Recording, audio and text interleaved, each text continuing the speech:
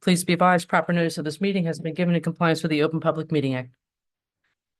Mr. Kirchi, Here. Ms. Mositis, Here. Mr. Wilkinson, Here. Mr. Woods, Here. and Mr. Zender, let me know he's at the school. His son is being indoctrinated On a side. honor society, so he'll be here a few minutes late. Great, thank you. We invite you to join us for the Pledge of Allegiance.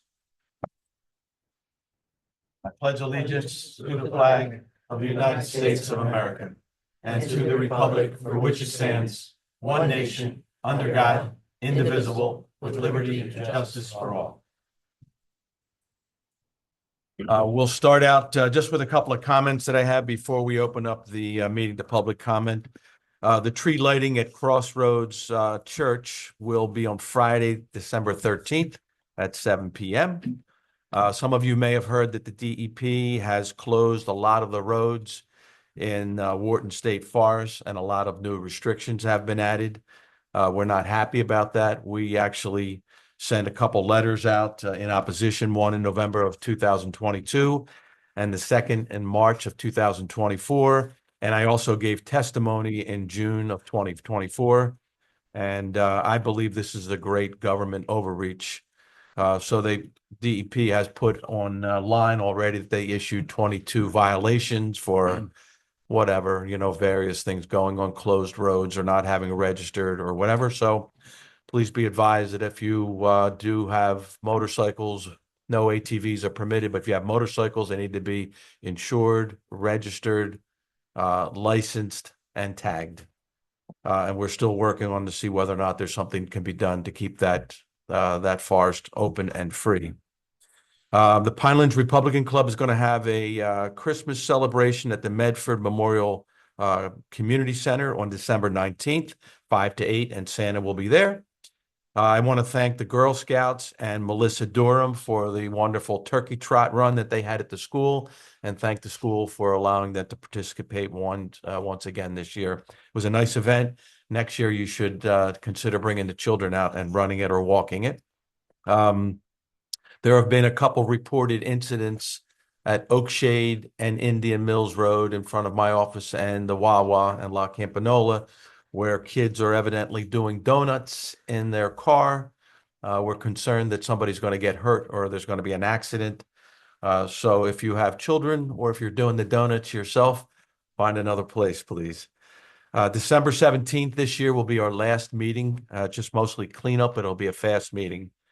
And lastly, our Santa in Shamong will be making the rounds through neighborhoods in Shamong on December 15th, which is a Sunday, starting at 8 a.m. So we'll tell them to start at Neil's house because that's too early for everybody else. All right. So with that, welcome. Thank you for all coming out on this very cold night. Before we get, let's do the public comment. And then we have a special guest that's joined us for this evening. So I'll open the meeting up to public comment. If anybody has anything they'd like to say, just come forward, state your name, and you will be heard. Hi, Steve.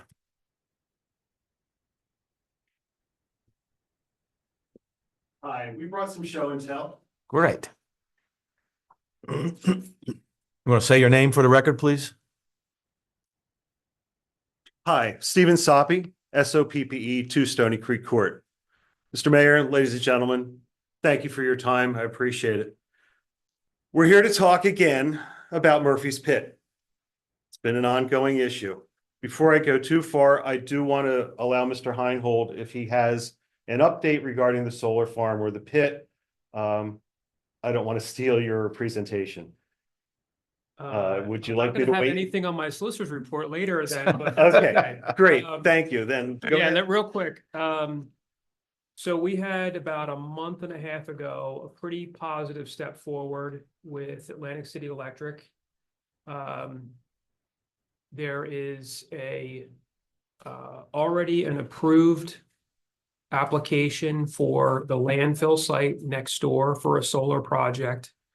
Based upon the discussion that happened with For the public, I'll be happy to point out, the landfill site is this piece over here, it's about 16 acres. and the pit is this dirt area down on the bottom. So And I think the board's aware of it. the big issue with regard to the pit, obviously, we've had public health and safety issues out there, disturbances ongoing for many years. It's worsened lately and been a problem. Bighorn has indicated that they have now filed an application with Atlantic City Electric for a community solar project that will basically take up a good portion of the already disturbed area. They don't anticipate any significant additional clearing. And if that happens, they're going to fence off their entire facility. They have had an option on that property for a number of years. They've struggled to move forward with a solar project, but based upon, again, the meeting that was arranged with Atlantic City Electric and the feedback that was given in that, they are much more optimistic that they'll be able to do some solar. I did ask today, or yesterday rather, to Steve Goen, the attorney, if they could give me an idea of like, okay, applications in, what does that mean timeline wise? I don't have an answer for that tonight. As soon as I get it, I'll circulate that and report on it here. But my expectation is that if they are approved, they'll go ahead and close on the property. Once they take ownership, that would also be an added benefit to the township because I think they have the wherewithal and the responsiveness to be more attentive to maintaining their property and protecting their interests out there. Is that ownership of the pit or of the landfill? The pit. So they'd buy all 100 and something acres that is the Yes, former Shamong land property. yes. They don't have use for what's under the forest district. They have indicated that if this all comes to fruition, they would be agreeable to donating the balance to the township. Great. That's wonderful news, and I thank you for that. It dovetails into what I have here. We know that the pit has been a public nuisance that has not been remedied by the landowner. We're all ready to have something change. There was a big meeting here on September 3rd. A lot of people spoke. Since September 3rd, my wife Diana and I have kept a record of all the activity that's gone on in the pit. 91 days. 51 of those days, there have been people in the pit. They come in the morning, they ride for a little while, they leave. They come in the afternoon, they stay all day and they leave. 51 times, 51 days, people have been in the pit out of 91 calendar days. We were not home some of those other 40 days when we didn't see activity, so 51's a conservative number. The worst came last Saturday, November 30th, at approximately 1 p.m. We heard noise in the pit. Diana went to take pictures. Fire. Large smoke on the tree line, on the back side of the pit, and I'll try to help for the audience too. We live here at 2 Stony Creek Court. The fire was back here on the tree line. We called 911, fire department came out, all the Forest Service, troopers. When it was all over, the last trooper on the scene came by to speak to Diane and I. Told us that the riders had built a fire pit. The fire got out of hand. There you go. When the trooper left, we thanked him for his service. He drove up Outside Road, heading to Grassy Lake Road. And before he was out of sight, the riders were back in the pit doing what they had been doing. So how do we solve it? As Mr. Heinhold has gratefully said, thank you, sir. There looks like there may be some progress in getting a solar field, some other work done. But what can we do now? First thing is changing the topography of the pit. When you look at the pit, from satellite photos over the 20 years, 30 years, the course, the tracks, the paths that they've ridden to make their motorsports park hasn't changed. My first suggestion, can an excavator go down and start grading the land, making it flat, clearing it, take away the attractiveness of that pit for riding? Certainly go a long way to discourage people from coming in. but it will also help in a couple other ideas that I have. Second idea, to build the solar field in this pit, in this area of the landfill, 16-acre field. It's about 13 acres of trees as a rough calculation, Google Maps and what have you. If all of those trees are cut down and all of those stumps are pulled for the solar project, can all that material be dragged over into the dirt pit and spread about to reduce the attractiveness of the pit so that riders would not want to go down there? Now, if there's going to be a community solar project, yeah, we probably don't want to put all of the trees down there. But if that project doesn't work out, we've got all of these trees that could be moved. Moving the trees will also help the environment because we're going to cut down 13 acres of wildlife habitat. Be nice if the critters had a place to go. We move the trees, let the animals nest in the debris. All of that material starts making organic material back into the soil, and we start growing more trees and more plants in the pit. And if there is no additional community solar, we've now made this again less attractive for the riders. Fencing, as Mr. Heinhold said, certainly the solar company will put a fence around their properties. It's a big, important fence. If you want to enclose a fence around the dirt portion of the pit, it's about 13 acres worth of dirt. It's about 11 and a half acres worth of dirt. There's an 1,100-foot common property line between the landfill solar and the pit. You'd need approximately 1,900 feet of additional fencing to encompass the rest of the pit. That would keep people out, certainly. If the solar project does come along, they would obviously do that. Otherwise, it would be incumbent upon the landowner to secure his property to reduce this public nuisance.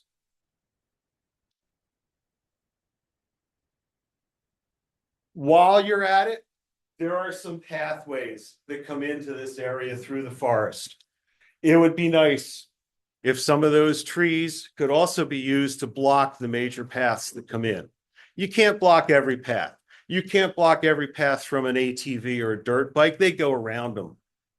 But you can block the paths from the pickup trucks and the Jeeps that come into the property, bringing the ATVs, bringing the dirt bikes, or themselves riding through. Everybody comments, you put up a fence, people are going to cut the fence. Absolutely. It's easy for one person to cut one hole in a fence to slip through. But to cut a hole wide enough for an ATV, a dirt bike, a group of people, that's a lot of cutting.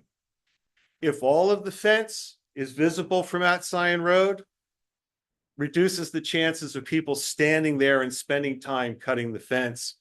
And if they do want to cut the fence, they want to ride in the pit that may have had all the cut down trees from the solar field put around there and the topography's changed, they're still in an enclosed pen. They come in, one way in, that's the same way out. You still have a chance to catch them. And if they damage a fence, they're even damaging more property. It's an additional charge. Ladies and gentlemen, it's not a taxpayer-funded project. This is not something that we are going to pay for. Any fencing, grading, changing of the property of the pit is incumbent upon the landowner to pay to mitigate this public nuisance.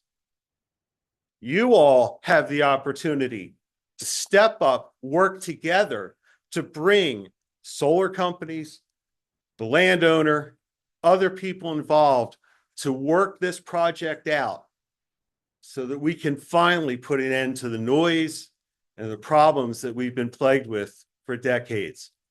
Your opportunity here to step up and help, and we appreciate everything you can do. I thank you for your time and I'm open to all your questions. Thank you, Steve. Anybody have any questions or comments at this point? Okay. May the public ask questions? Yeah, does anybody in the public have any questions or comments? To answer questions of anybody. Okay, seeing or hearing none, we'll close that portion. Thank you very much. We appreciate your presentation. Thank you. Next, I'd like to introduce our new superintendent for the Shamong Middle School, May Rennie Furman Cannon. Welcome, May. How are you? If you could stand up and introduce yourself. Good evening. Thank you for having me. I'm sorry my back is to the rest of you. I just wanted to express how happy I am to be here. I started officially August 1st. So I've been as your superintendent since then for 4 months now. I look forward to working with the community. I'm here to serve and remind everyone that we're on the same team here for our children. I've met already with our mayor and Sue. They graciously came over to our offices, and I invite, everyone to partner up with us as we continue moving the district forward and carrying on with the tradition of excellence that our schools are known for. So thank you. All right, well, we'd like to welcome you officially to the town, and we think you'll do the great things. Are there any parents here with kids? Show your hands. There we go. Okay. Anybody have any questions or comments for May? Okay, thank you very much, May. We appreciate it. You do not have to stay. This will be a really long meeting, but we appreciate you came in to introduce yourself to anyone, No to everyone. worries. If you need anything, please feel free to reach out for me. Absolutely. I'll hang out for a little bit. 12-hour days are no stranger to me. All right. Thank Nice you. to meet you. All right, next we're going to do we're going to jump over the proclamation. I see Ed Toussaint here, our zoning man. So we're going to review the zoning officials' recommendations to amendments of current code as a result of some comments and concerns that we've had over the last couple months. Welcome, Ed. Sir? We just go through as the changes that you think that would be beneficial to our town. So I sent recommendations over. 2 would be for this committee, and then 2, I would ask to, if this committee would make the recommendation to send it over to the land use board, because 2 of them are land use ordinance changes, which they would have to review and then make a recommendation back to you as a committee that they're okay with it and move forward with making the changes. So those 2 changes would be the ones we discussed prior. The first one is kind of I think it was a no-brainer to all of us. It would be about the recreational vehicles and, accessory trailers. Our current ordinance wouldn't allow any of them to be parked in a driveway. I think we were all on the same page that ordinance was kind of outdated. So the recommendation that I made was that those trailers, boats, RVs would be permitted to be parked in a driveway. And I also took out the number. We had a limit of 2. So, in today's age, back years ago, yeah, somebody may have just had a boat or they had a camper. Well, in today's environment, people have a camper, they may have a boat, they may have a small utility trailer, that they use to go pick up material with because they only have an SUV and not a pickup truck. So again, I made the recommendation to remove that number. As long as they fit in the driveway or fit in the yard, I don't see a reason to, have a number in there. But again, that's just my suggestion. And if the committee wants to leave a number in, they can. But you'll see where I striked out the previous wording in the ordinance and where I inserted what I would recommend, which would be to allow them to be parked in the driveway now and not beyond or behind, a house. The difficult problem we're having is a lot of our yards are wooded. And they're completely wooded. So do we want somebody to cut down a ton of trees to be able to fit their 40-foot motorhome along the side of their house? So that's why I said if they, could get them in a driveway, I think as long as we keep them off the street, would kind of still get the look that we're trying to have in town. I think that makes a lot of sense. And I think everybody was on board with that last time we spoke. So. Yeah, that is one of the land use ones. It's out of chapter 110, which is our land use chapter. So that would be a recommendation that we would have to send to our land use board and let them review it. Let's do it one at a time. Anybody have any objection to that, of moving it down to the joint land use board? No objection. Okay. Ed, is there like a height limitation? Would it be like nothing bigger than like 30 feet high or bigger than your house? You're not gonna have a vehicle, any type of I- trailer. or I understand vehicle would that. Be that high. So Yeah, anything, there's some if it's a boats that are- registered vehicle, it's gonna be limited by that. okay, So, I don't see a reason for us to limit. To limit height. Put a limit on height okay. under a local ordinance. Okay, and your second suggestion? The second one would be for accessory buildings and their limitations and setbacks. So, our current ordinance said that you can't have any type of accessory building beyond or in front of, however you want to word it. It was kind of confusing in the ordinance, the rear wall of the principal building. Why I agree with the ordinance to where you shouldn't be able to have a shed or a swimming pool in your front yard. I think the word accessory building or accessory structure is kind of wide. So everything outside of the house is considered an accessory structure. It could be a pool, could be a shed, could be a garage, could be, a pavilion, a terrace, a gazebo, all of those are accessory buildings. So I put the recommendation into where it can't be permitted beyond the front wall of the house instead of the rear wall. And the reason I did that is because, again, most of your building codes today, Shamong's a little different because we're still real rural, but a lot of buildings want to have a detached garage. If they have a single car garage on the house, they'd like to have a detached garage, even with the front of the house. So it kind of looks consistent, matches the house, that type of thing. So I agree with being able to put a detached garage equal with the front of the house. What we may need some work and some suggestions from the land use board is how to limit the rest of the accessory buildings.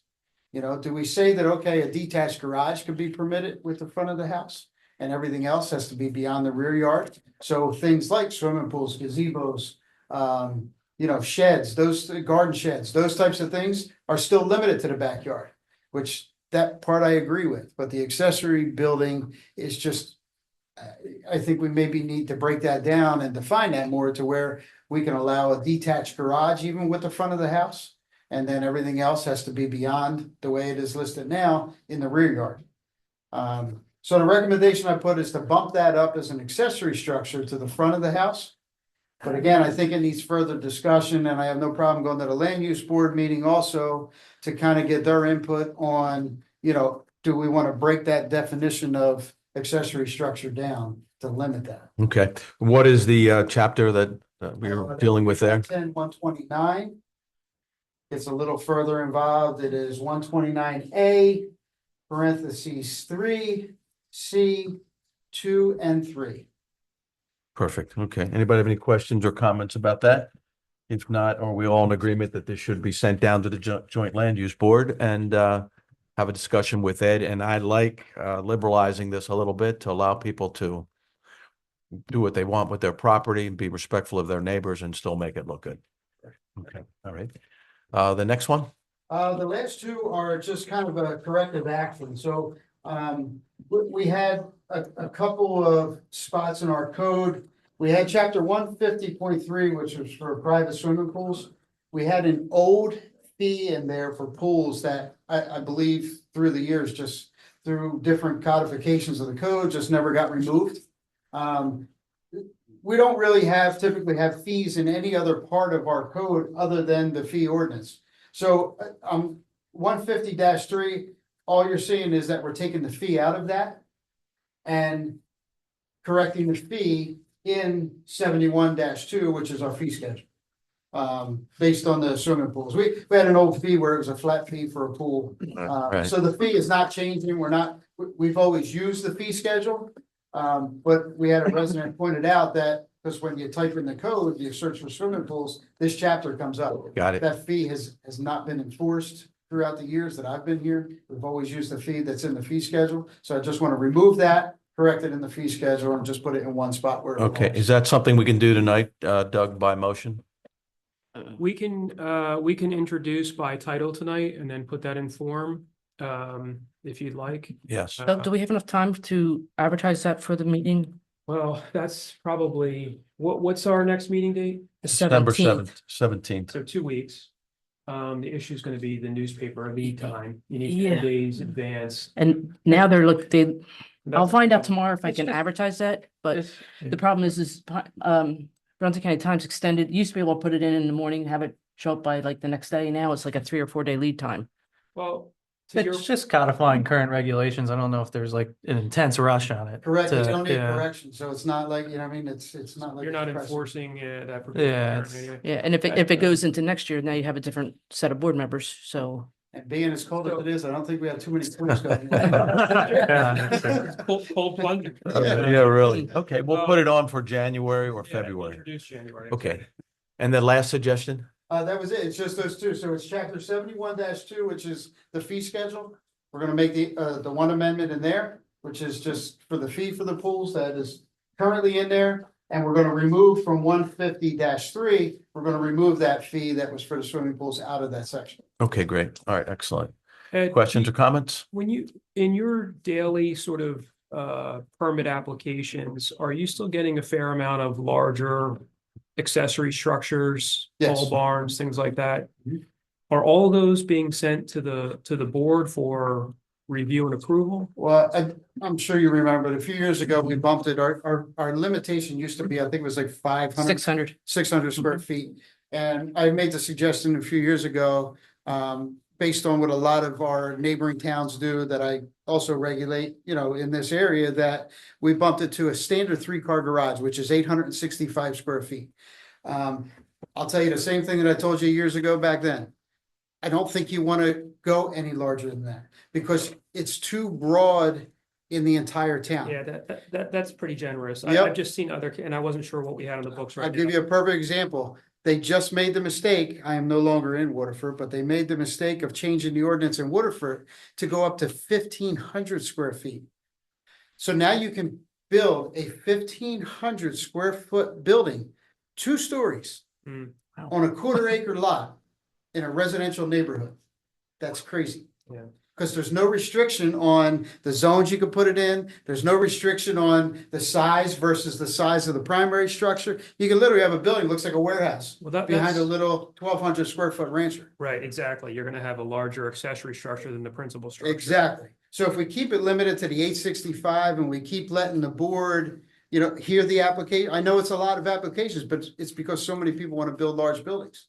But it gives the board the opportunity to set conditions and restrictions on what they can do in the building and the size of the building, the overall height of the building and that type of thing. The only thing that I've seen, and it's really maybe, you know, at the end of every year, the board has the ability to make recommendations to us about potential, you know, we're seeing a lot of applications. We end up granting them. It's really, we're causing our residents to come to us for things that we're routinely granting. I have seen on like larger lots, bumping that up a little bit further.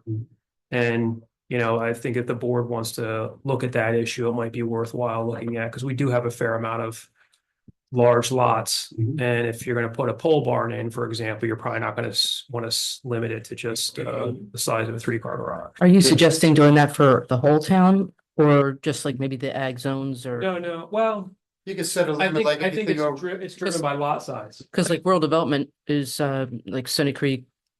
Yeah, I'm Shadow thinking Lake. 5 acres. Yeah. 10 acres. I was gonna say you would set it by a limited number of acres, a Okay. minimum number of acres. Yeah, It wouldn't be on a lot. maybe When I say even. lot would be something less than an acre. It would be on something. You would set So a minimum lot size of 5 acres or Correct. whatever. Yeah, I Maybe think something 5 like acres would be a 5 or good 6 that compromise. Qualifies for farmland assessment. That's a good idea. Yeah. Keep in mind too, we also don't set size limitations in a farm assessed property. True. So based on the right to farm, we can't limit that. So we have an exception in our code that, I mean, I've approved, we just got 2 of them that are, you know, a few thousand square feet right on Indian Indian Mills Mills. Road, you Yeah.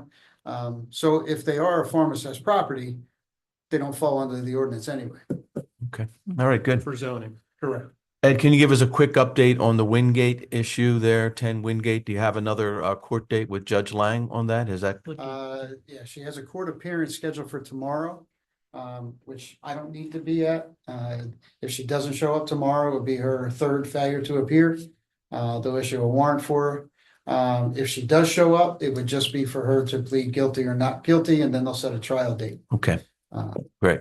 so- All right, I appreciate. Anybody have any questions or comments? Yeah, I just want to thank Ed. I mean, we asked him to look into this and literally the day after he came back with suggestions. So I really appreciate your work on this. Yeah, like I said, I mean, it's something, we have a few that are just outdated and they need to be addressed. It's something that Sue and I have talked about a couple of times and, so it only makes sense, so. Perfect. Thank you, Ed. I appreciate you coming tonight.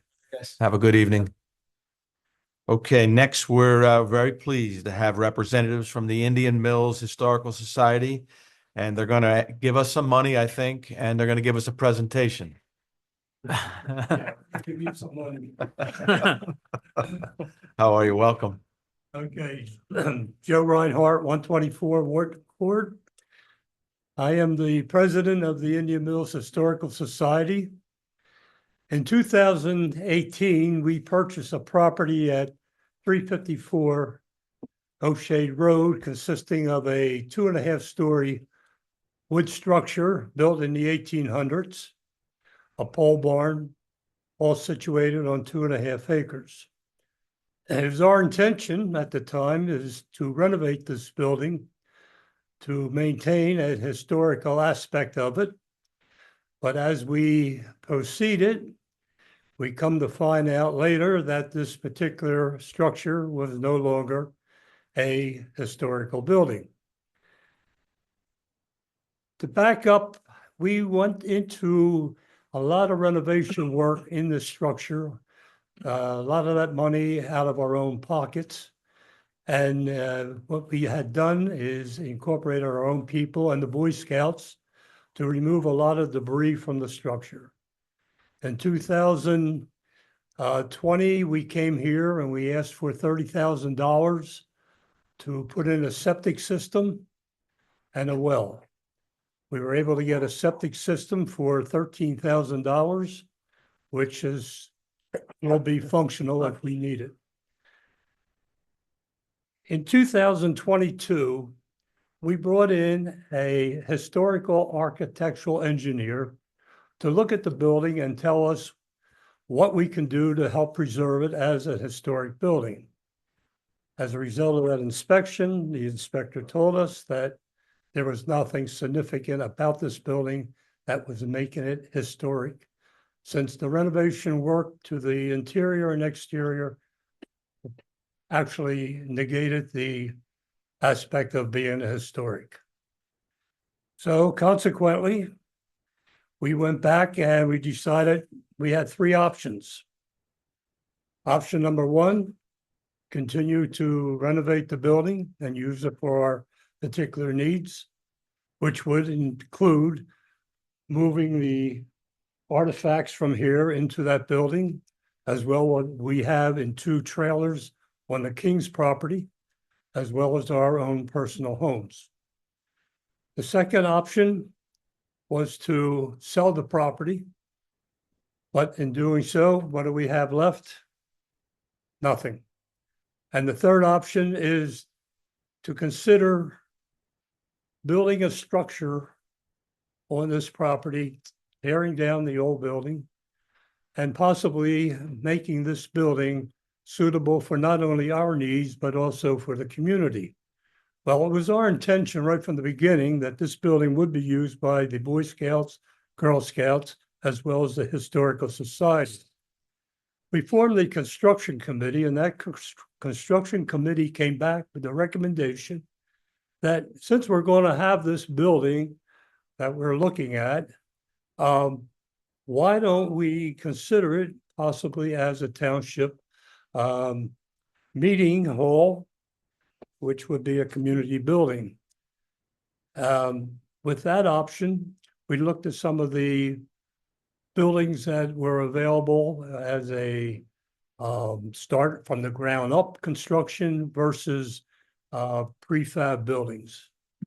But at this point, we had the cart before the horse. We're looking at putting a building up with not having the funds. So we're here this evening to see if we can in any way obtain the funding which we will need $275,000 from the Shamong Township Recreation, Farmland, and Historic Preservation Trust Fund. And that would be designated as a Shamong Township community building.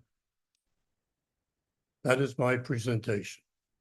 Thank you, Joe. We appreciate what you guys and gals are doing. It's very important to, to our town. And we do need a meeting center. We were hoping to raise some funds from our cannabis businesses to be able to help fund things like this. So do you have an idea of what amount of funds that are that would be available to be used in the preservation? And Off the top of my head, no. okay, so we'll look into that, Joe, and see what's there. And we'll circle back with you, as somebody famous used to say, and let you know if there's something that we can do. At this point, I'm leery about raising taxes to try and do something like this at this time, especially since everyone's taxes just went up outrageously this past year, as you may have noticed. But obviously, we're in favor of what you're doing, and we'd like to support what you're doing. And in the meantime, if you ever need a place to meet, we can either make our hall here available to you, which I know you've used, or you can use my office as well anytime you like. So, yes, ma'am. And also the middle school, May is saying that that's available as well. Thank you. All right. Thank you so much, Joe. Okay. Any other, let's see, the next thing we're going to do is the approval of the November 12th. Do you want to do the property? Did you want to say something, Laura? Yes, ma'am. Joe, I'll be there in a minute. Take your time. Okay, Laura King, 903 Atsign Road, Shamong. Mayor of Atsign. Cassandra Rob 807. Yeah.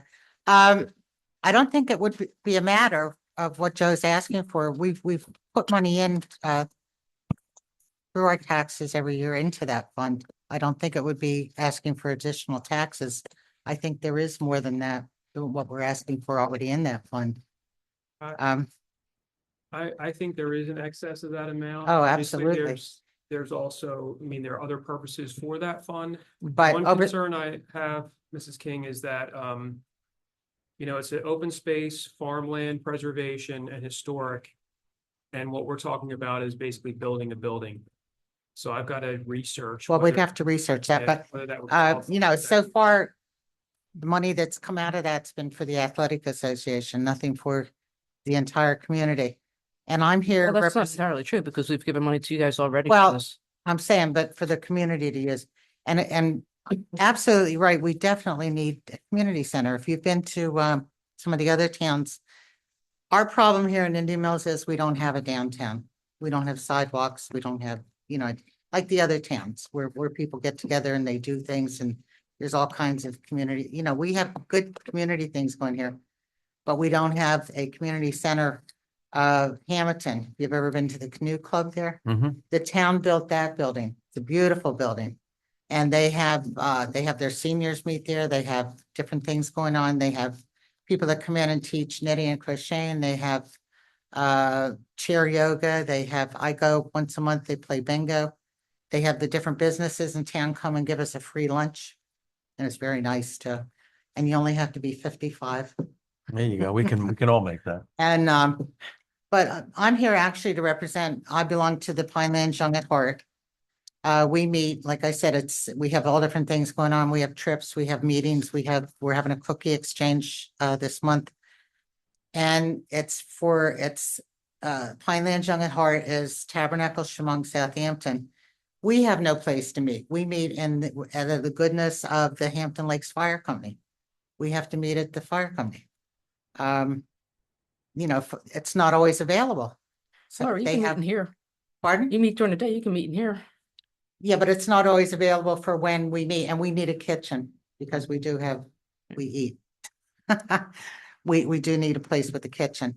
Crossroads was kind enough to let us use them for a while. We met at one time at the pavilion in Medford, Freedom Park. I mean, we're kind of nomads. All over. Yeah. Yeah, we're just, So community center would be great. The scouts would be great.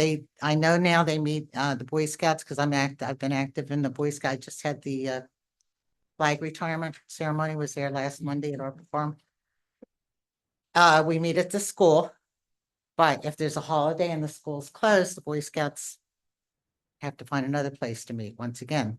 If we had a community center like that, it could be used for, people are always looking for a place. I see on Facebook all the time, where can I have a party for my 1-year-old? Where can we have a bridal shower? Where can we have, you could have different fundraisers, different groups could come in. So, it could be, bring It's some- something that's definitely needed and we Yeah. would definitely use it. So So, I really hope, I'm here to represent our seniors, our scouts. Everybody in the town. I think it would benefit the town. And it's, at one time we did look at the pizza shop because it's. yeah, right that's a shame because And- that would have been a natural. Joe fell through the floor, I think, looking at that. Yeah. That was a total tear down too. I mean. Yeah, unfortunately, I mean, after they filed for bankruptcy, I was going in Yeah. and out of there emptying the water because there was a leak in the roof and Yeah, that it's a just got to shame. be overwhelming. Because that's a lot of history there too. Yeah. But once again, the history of that, there's no pictures that to support it, to back it up, which was think part of Marty's the got some problem with the pictures. Jennings. Yeah. Okay, thank Okay. you. Thank you, Laura. Anyone else have any comments on that? Okay, thank you. Joe, thank you very much. We appreciate the presentation. And we'll get back, Sue, we'll get back with him Mhm. as to what amount of money is there. And we'll also take a look and see if there's some kind of creative things. Maybe there's even a building, an antique building, a historical building that could be moved onto that location. And if that's the, I guess that. The old schoolhouse there, down Quaker Bridge Road, Mhm. the state doesn't own that. Okay, I mean, it may be cost prohibitive to move a building, but you look at something like a tabernacle where they were gonna tan. Yeah, I remember.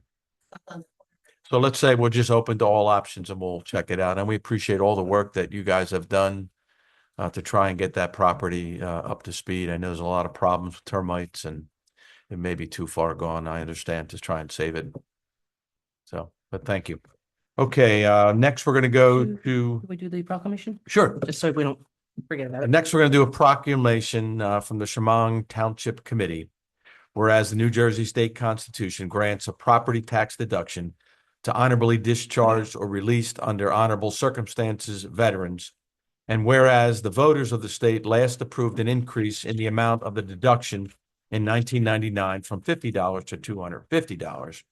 Whereas Senate Concurrent Resolution number 81 and Assembly Concurrent Resolution number 58 were introduced in the 221st Legislature, proposing a constitutional amendment to increase the amount to the property tax deduction from $250 to $2,500 over 4 years. Are you following all this?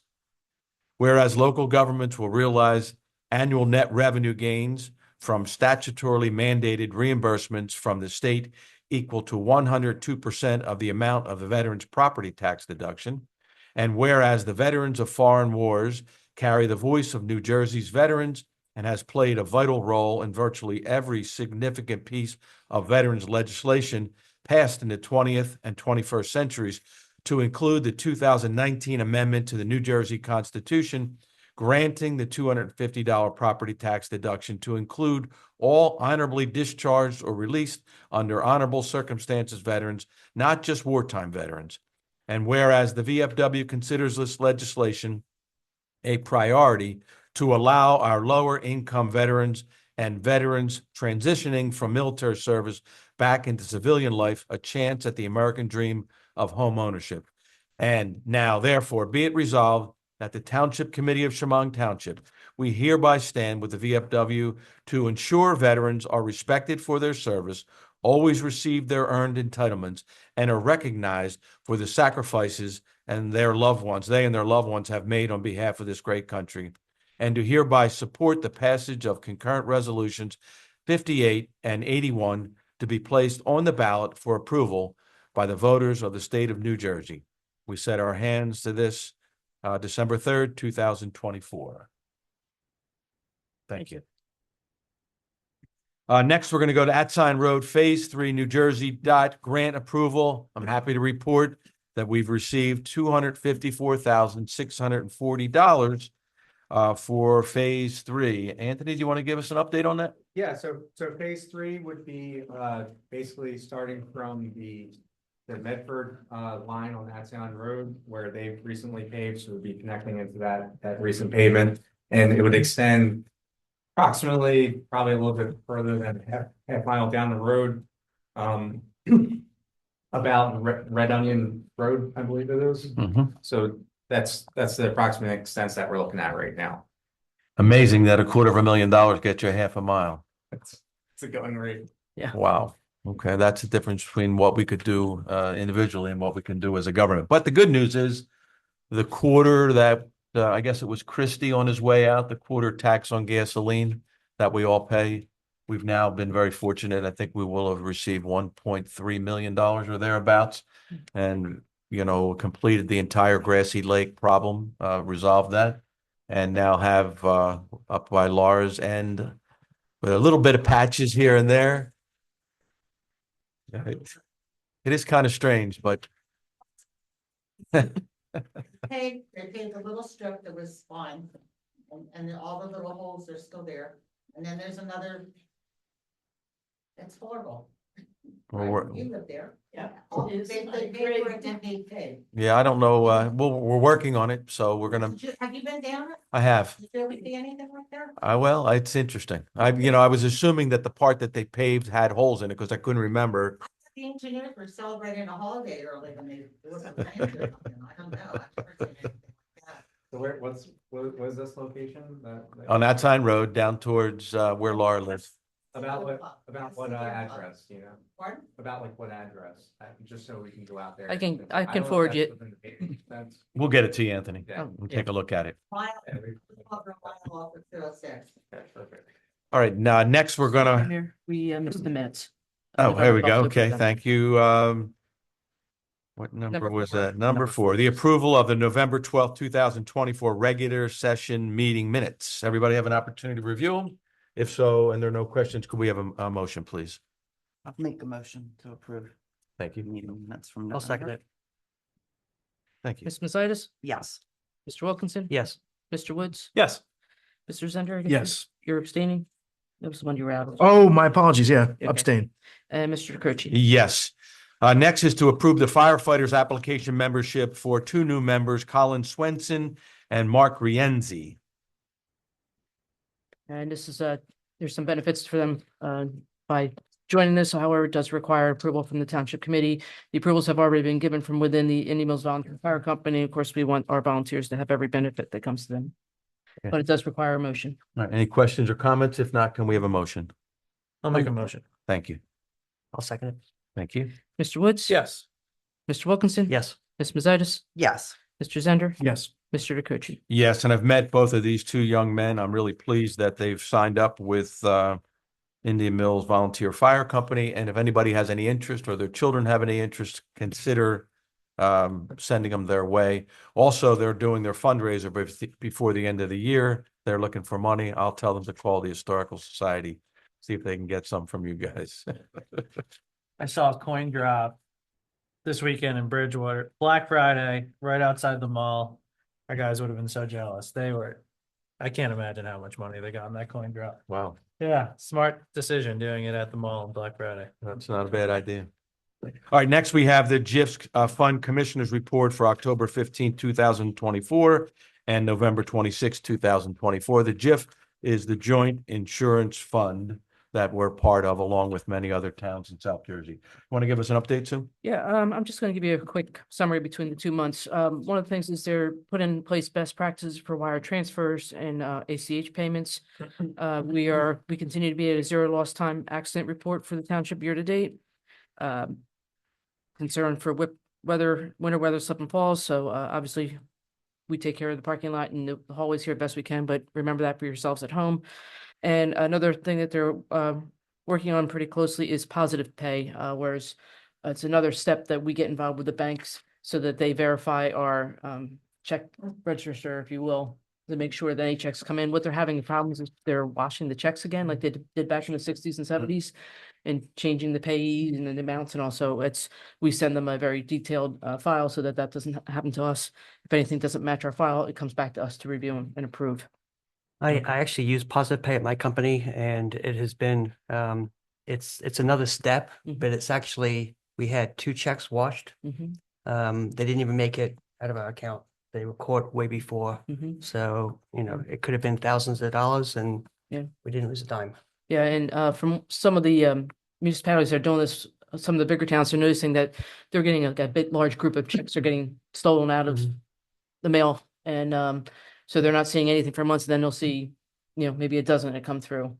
So it is something that's gonna be worthwhile. And there's gonna be additional cyber training for the fund commissioners and the IT departments coming up later this month. So look forward to great. that. Thank you. All right, next we're going to move to resolutions, and we'll try and do this quickly. 2024 R-98 and 99, we'll do them jointly, both authorized tax overpayment refunds. Yes, and on 98, it's for block 2313, lot 4502, also known as 367 Tuckerton, and it's a refund going to American Home Title Agency of $1,976.85. And then in resolution 99 for the year is on block 406, lot 12, also known as 4 Oakwood Drive, for $2,296.23 going to CoreLogic centralized refunds. Now, these are mortgage companies that have overpaid the taxes, and it's a refund back to them. If there are no questions or concerns, can we have a motion, please? I'll make a motion. Thank you.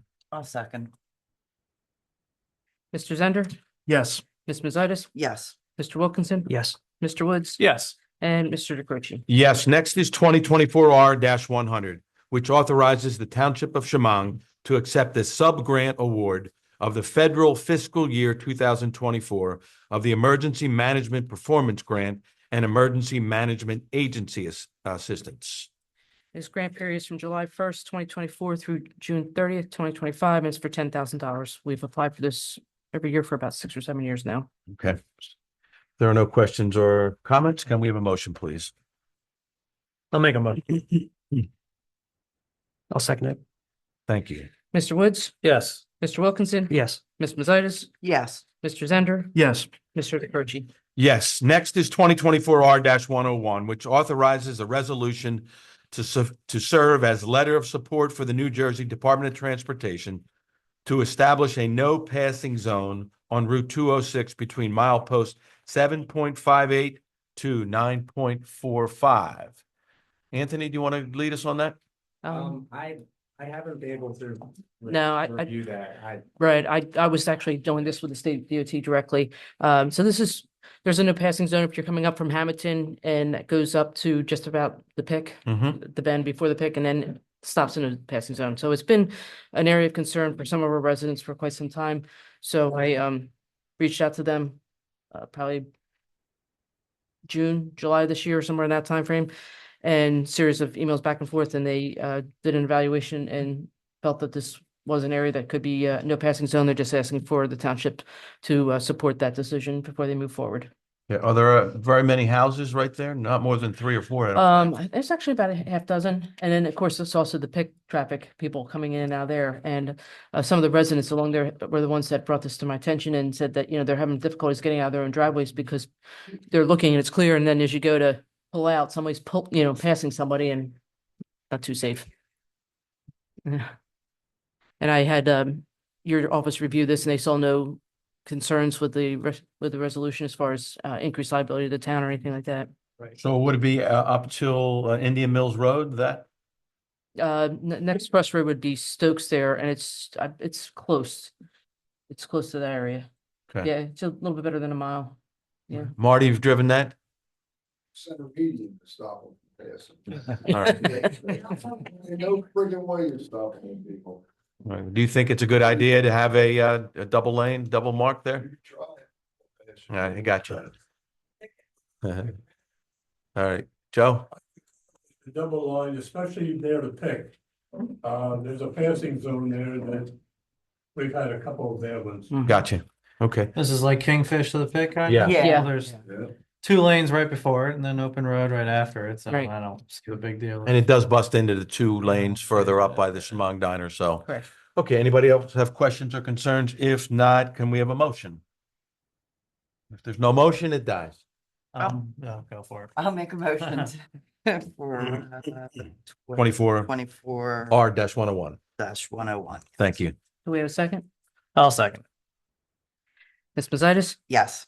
Mr. Woods? Yes. Mr. Wilkinson? I don't like no passing zones. I'm gonna say no. Mr. Zender? Yes. And Mr. Croce? Yes.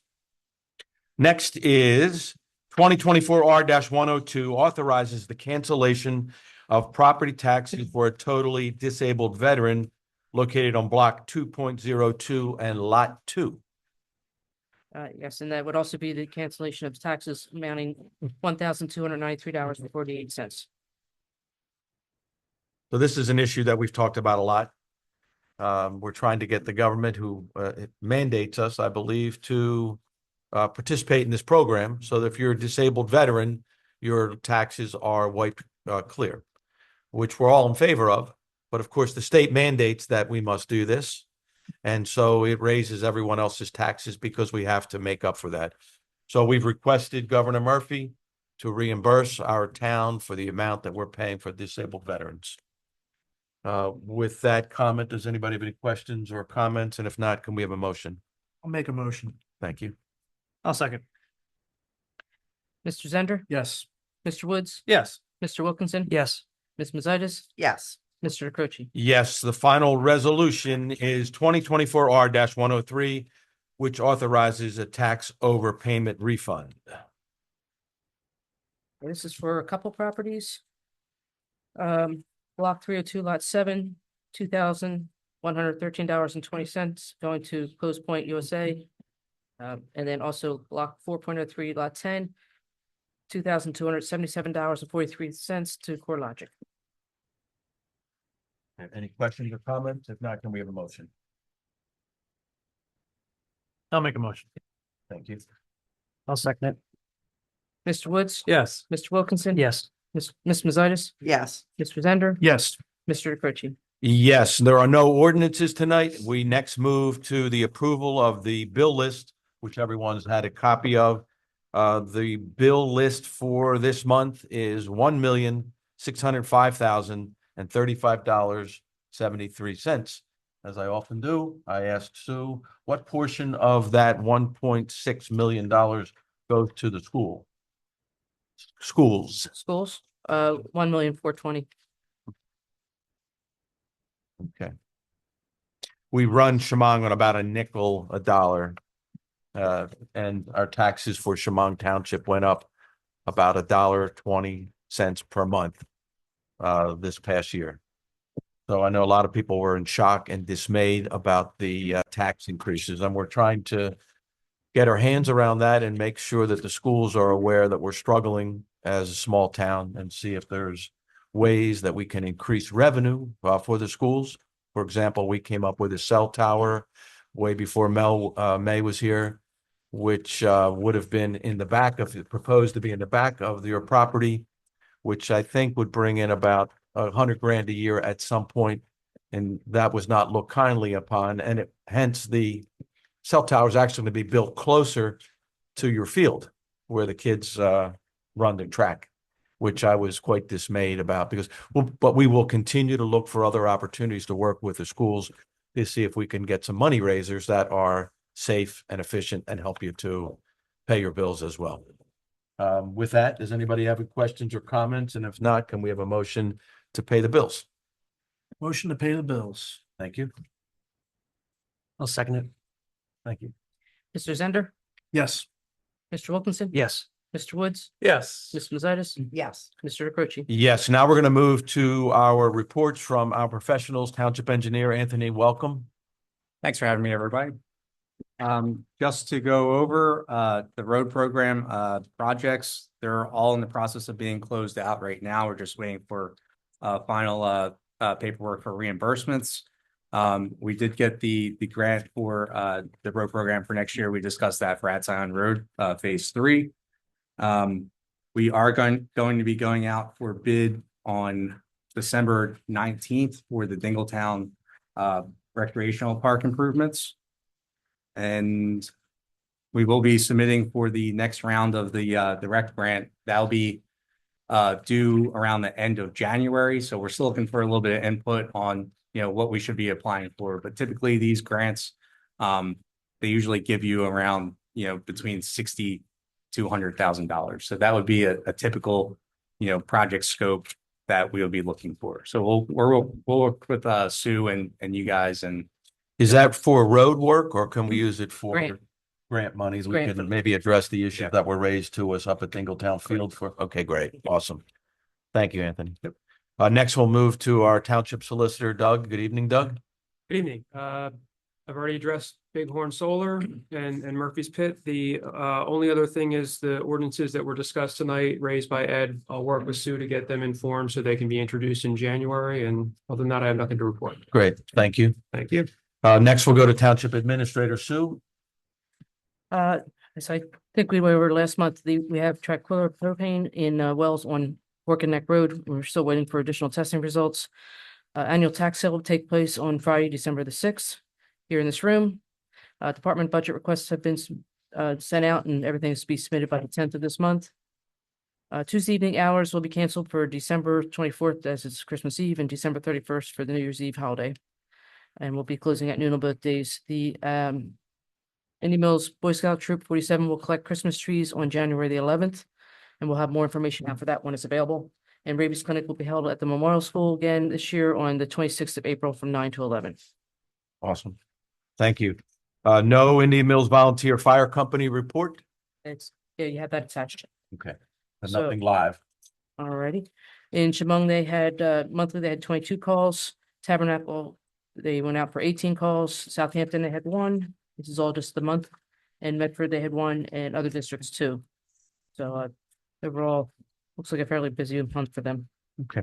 That's a suggestion. Why don't we ask John to come in quarterly instead of monthly? I think it might be He is supposed to come in quarterly. perfect. Yeah, so we expected him to come in this month, but he came in last month. So Got it. All right. we So worked he's that ahead. out. He's gonna have to submit things ahead of All right, time. perfect. Any questions or comments from anybody on the dais before I open it up to public comment? All right, at this point, we open up the meeting to public comment. For anybody who has anything to say, just come up front, state your name, and you will be heard. Good evening. Heather McGarvey, 4 Sandstone Court. My first question, has anybody reached out about if there's going to be a traffic study done pertaining to the circle? Well, we did ask our engineer that was in here last, was it last month already?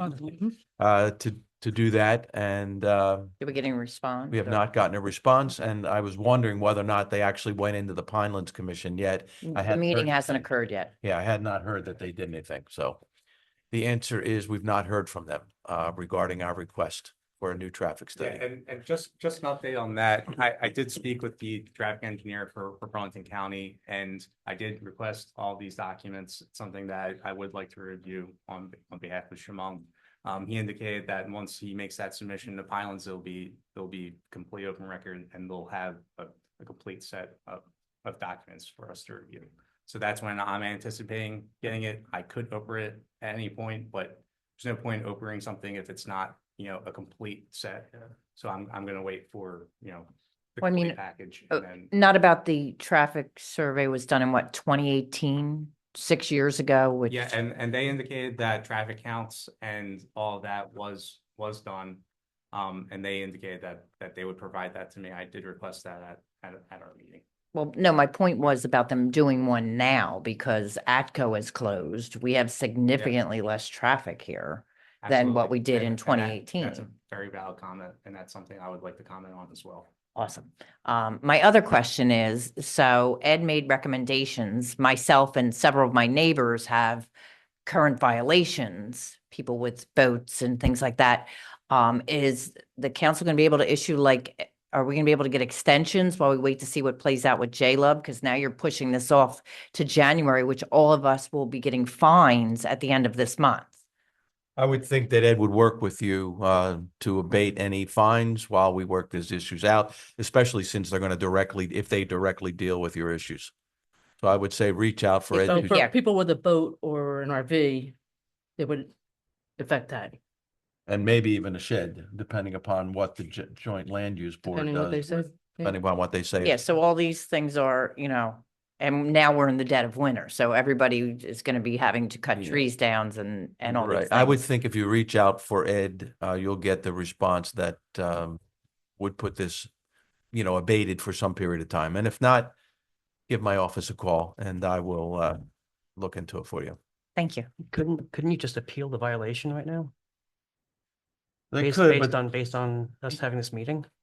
yeah, I would imagine I think we can do it administratively. Like Ed's gonna, he already came in and said this is what he wanted to Yeah, do and instead of having recommended. everybody come in, if we could just do like a 90-day or something where that way J-Lub can hear whatever they're gonna do and then figure out everybody's, Doug, in your opinion, can we take an administrative action tonight on that? I think Ed knows Hmm. what he's recommended. If he thinks it's gonna impact what's happening, he'll work with you. And I'm sure, if the discussion is, well, let's see what the joint land use board is gonna do, I'm sure it's really in Ed's hands, but again, to the mayor's comment, if people are not satisfied, they can always reach out to their elected officials. Okay. Thank you. Anyone else have any questions or comments? Yes, ma'am. No, just yell from there. It's Laura King. 903 outside road. Just with that land use board, one thing about the any buildings, well, he didn't use building, anything in front of the house. One thing I thought of that I've seen in a couple of the houses that maybe, you'd want to add that on. People put some little things up for the kids to sit in for the school buses, little shelter, Yeah. and that would be in front of the house. So that should kind of be added on there. Okay. To my knowledge, no violations have been issued for that, and I would assume that we would not be issuing any violations, but it's a good point. It's something that if somebody brought it up to you, it's, it's against the ordinance. Regs, got it. All right, good point. Thank you. Yes, sir. Come on up. Yes, Mayor, I'm an Army veteran, and I just want to know about the $250. Does that have to be revised every year by you guys, like over and over? No, I think it's a one-time deal. It's now $2,500. It's buried. Well, it's No. gonna go on the ballot next year. All right, right. It'll be on the ballot. So you'll be able to vote on it, and as everyone in New Jersey will be able to vote on If it. the bill passed. Right. Nice. Okay. But the 250 is, once you submit and are approved for that stays with you. It's in cement. Mhm. Good. And Yeah, so it goes this- to surviving spouse as Okay. well. Yeah, I know a question about I signed up with a veterans group a couple of months ago. I just wondered what is involved in that? Is it for social events or whatever it is? Yeah, I'm not sure which one you signed up for, but Yeah, if anybody has any military service of banners? any type. it was the The banner program? Is that, did you sign up for the banner program? Yes. Okay, yeah, Okay, that's. yeah. Then, have you spoken with Joanne on that? Because she's taking care of that in my office. Yeah. So that is, we want to honor veterans like you Yeah. Okay. by putting up your photograph and where in the years that you served and what branch did you serve in? Army. I served in the Army Corps of the Engineers. Yes, sir. I came out as a specialist fourth class A4. Excellent. Well, I think it's an important community event for our neighbors to know what kind of veterans that we have in our town. We appreciate your service and we hope to get those things up in the air, I'd say by spring or summer of this year. Thank you, sir. Thank you for your Thank you, service. guys. Thank All you. right. Anyone else have any questions or comments? Yes, sir. Tim McGarvey, 4 Sandstone Court. Thank you for all the service that you guys do. Chris, proud dad moment tonight. Congratulations on your son, National Honor Society. Thank you. I want to bring up what no one's talking about, which everyone should be talking about, and that's the road closures that are happening in Wharton State Forest right now. I believe it's up to 300 miles they took away. Mr. Mayor, I know you had a discussion with the assistant that was in charge on the DEP for this project. I was kind of curious, wondering how that discussion went. If you can explain a little. Be happy to. We did make some comments early on in the meeting. I know you were here celebrating your daughter's award, so congratulations on that. Thank you. We have written at least two letters back in November of 2022 and in March of 2024 in opposition to what they were proposing. I also gave testimony before the board of DEP and invited mayors from the adjoining towns to join me and had a long conversation with them, which lasted nearly an hour, expressing my concerns in detail as to why we thought there was government overreach, why we didn't want police, behind every tree, that this was our last bit of freedom in New Jersey, our section of the world. They listened. Their reaction was what they did this past week. We saw also that they had pictures of the 22 violations which they've written. I just think it's really ridiculous and it's an overreach. We've done what we can. I think the only other option now is for some organization to file a lawsuit against them for their overreach. And so they listened, but they didn't do what we wanted. Probably kind of like what they're going to do with our circle here too. Just get suggestions and continue on with what they want to do. But anyway, do you have anything from Mr. Joe Wharton when he had cited that over to the state as far as how the agreement was drawn up and what they settled on? Yeah, I imagine there are some documents. I've not seen them. Basically, Joseph Wharton was at the University of Pennsylvania, and he land granted that to the state of New Jersey, and they took possession I understand, in the 1950s. Of course, now we have the Pinelands here as well, so we've got a double layer of regulations. So do you have any knowledge as far as how that agreement was laid out upon municipal properties as far as the roads are? Like the towns are left with the maintenance and care of the roads, whereas the property on each side, the state regulates and has the authority over? The state actually maintains those roads back there. We don't. Okay, Yeah. okay. So That's what I we was trying made to- the argument that they're in Shamong and Because I'd heard that, some mayors have the authority to, if they do close roads in their municipalities, that the mayor can send a crew out to dismantle whatever barricades they put up to stop them from going down the road. That's a municipality road. Yeah, we have made the argument that those roads have existed since the 1800s through Shamong, and that those roads are public roads. Now, they take care of the roads. But as far as falling trees, felling trees so that people can't use them, I've expressed my anger and my opposition to that, where they're just willy-nilly going and closing trails for whatever reason. Yeah. So one of the things that they've argued is that they've done this for the safety and welfare of the people who use the park. And they've now named all of the main streets, so they have an opportunity to access the roads in a faster way in case somebody gets stuck or gets injured. That's the rationale. But I think it's a great overreach, and I'm not happy with it at all. Okay, thank you. That's all I have. Thank you. Okay, anybody else have any questions? Yes, sir. Hi, again, Stephen Soppy, 2 Stony Creek Court. Different topic. Monday, Verizon telephone was at my house to fix my 30-year-old copper landline. While he was there, I asked the technician about a large bundle of phone wires that are hanging off of a telephone pole on Atsign Road, right at the end of Stony Creek Court, hanging on the ground. He said, those are not telephone wires, those are fiber optic cables. He put in a service call that those fiber optics should be brought back up off the ground, but indicated that we're getting fiber optic down Atsign Road now and coming down Stony Creek Court in the spring. Anybody aware of anything? Yeah, no, I saw, it's funny, Steve, about 5 years ago, fiber optics was brought in on. Medford line. Yeah. That was the cutoff. Yeah. back then. And that was the Fires. cutoff. So we were saying, well, it'd be great if we could have a competition to Comcast. And but they've never reached out for us as far as I know, but it's great news if we can maybe follow up with them soon, see if we can get. Apparently, phone lines in Medford come in a different direction, and Shamong is fed from 206 up Atsign Road that way. When I asked them about how are they going to put fiber optic to the houses down Stony Creek and everywhere else, dig right underneath your front yard, dig up your driveways, and away they go. Yeah, they did that on Telluride. I believe Telluride. What's the street when you go out of your house and make a left? Stowe. The Stowe. first, the No, first no, one the that goes second one. around to Stowe. The Yeah. next one is, I should know this. I've lived there for 30 years. I want to yeah, Telluride. Telluride or Breckenridge. I'm not. Oh, Breckenridge is to the left, Telluride's to the right. Breckenridge. So I think 5 years ago, there must have been a president or vice president of Verizon that lived there because they dug up all the way halfway up that street and stopped.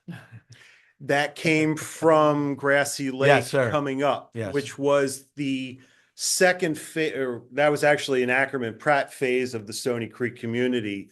Bob Meyer built Stony Creek and the first three houses to the left, and then it stopped. Right. And then they picked that up 25 some odd years ago. Yeah. So I wonder if they have the opportunity to choose between Comcast and Verizon. But Don't know anybody on I that saw part of them the digging street. them up and they dig it up. They go up into your driveway. They don't mess anything up. It's pretty neat the way they do it. So I- Verizon technician says we're getting fiber optic. Excellent. Thanks Yeah, for the update. There was a giant federal broadband grant a while ago, and it's taken many years to get the money out to states, but they're finally dishing it out. So it's specifically to recognize all the pockets of rural connectivity issues, specifically just for rural areas. Big issue in like Salem, stuff like that. But I think that's part of it. We've seen some in Pemberton too go up. So hopefully, And with the lack of cell service around here, the fiber optic will come in handy when they age out the copper wires. Well, the new cell tower is going up. I don't know if you've noticed, but it's back in the woods, right off of Indian Mills and Oak Shade. And the pole's in the ground. So Let's see who the carrier is going to be for the cell signal. yeah, I think they'll have multiple. Fingers crossed. Yeah, so you'll be able to get T-Mobile out here, better service and things like that. So Thank okay, you very thank you, much. Steve. You're welcome. Anyone else have any questions or comments?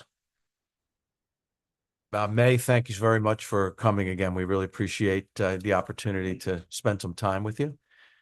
You're welcome. And ladies and gentlemen, thank you all. Have a nice, well, I guess if you'll be here on the 17th, we'll wish you a Merry Christmas then. But if not, Merry Christmas, Happy Holidays, Happy Hanukkah.